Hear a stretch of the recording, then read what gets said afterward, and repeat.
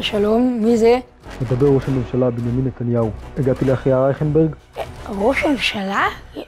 כן, זה אחיה רייכנברג.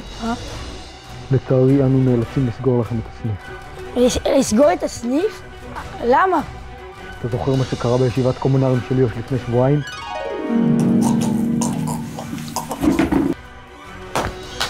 רק לא זה. אני חייב לעשות ישבץ.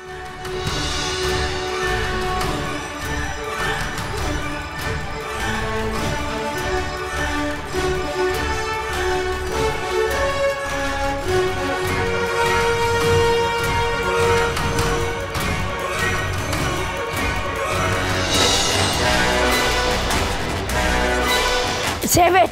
כרגע ראש הממשלה הודיע לי על בשורה רעה. סוגרים את הסניף. אוי, לא! אני לא יכולה לעשות מורלים!